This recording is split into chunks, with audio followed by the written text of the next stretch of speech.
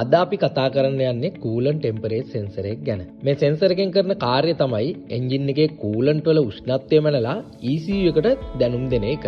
මේ සෙන්සර් එක නිවැරදිව වැඩ නැත්තම් එන්ජින් එකේ ෆුවල් ඩෙලිවරි එක, ඉග්නිෂන් ටයිමින් සහ ෆෑන් කන්ට්‍රෝල් යන තුනම නිවැරදිව වැඩ කරන්නේ නැතුව යනවා. ඒ කියන්නේ වාහනේ ඕවර්හීට් වෙන්න පුළුවන්, ෆුවල් වෙස්ට් එක වැඩි වෙන්න පුළුවන් සහ එන්ජින් එක ඩැමේජ් වෙන්න පුළුවන්. සෙන්සර් එකේ ෆෝල්ට් එකක් තියෙනවා නම් ඔයාට මෙන්න මේ දේවල් වාහනේ දකින්න ලැබෙනවා. චෙක් එන්ජින් ලයිට් එක පත් වෙන්න පුළුවන්. එන්ජින් එක කෝල්ඩ් උනත් හරියට අයිඩල් වැඩ කරන්නේ නැහැ. බ්ලැක් ස්මෝක් එකක් එන්න පුළුවන්. රේඩියේටර් ෆෑන් එක වෙලාවෙ ටර්න් ඔන් වෙන්නෙත් නැහැ. මේ සෙන්සර් එක සවි වෙලා එන්නේ සිලින්ඩර් හෙඩ් එකට, එහෙම නැත්නම් තර්මස්ටර් ඩවුසින් එකට, එහෙමත් නැත්නම් එන්ජින් බ්ලොක් එකට. ගොඩක් වෙලාවට වාහනවල මේ සෙන්සර් එක හයි වෙලා එන්නේ තර්මස්ටර් එක ළඟ. මේ වීඩියෝ එක බලන ඔයා ටෙක්නීෂියන් කෙනෙක් නම් මේ සෙන්සරේ ෆෝල්ට් එකක් තියෙනවද කියලා හරිම ලේසියෙන් දැනගන්න පුළුවන් ක්‍රමයක් තියෙනවා. ඒ තමයි වාහනේට ස්කෑනර් එක කනෙක්ට් කරලා එන්ජින් ඩේටා වලට ගිහිල්ලා මේ සෙන්සර් එකේ ඩේටා එක චෙක් කරලා බලන්න පුළුවන්. ගොඩක් වෙලාවට මේ ඩේටා එකේ නම සඳහන් වෙලා එන්නේ කූලන්ට් ටෙම්පරේචර් කියලා. එහෙම ඩේටා එකක් නැත්තම් බලන්න ECT කියලා ඩේටා එකක් තියෙනවා නම් අන්න ඒ ඩේටා එක තමයි මේ සෙන්සර් එකේ ඩේටා එක.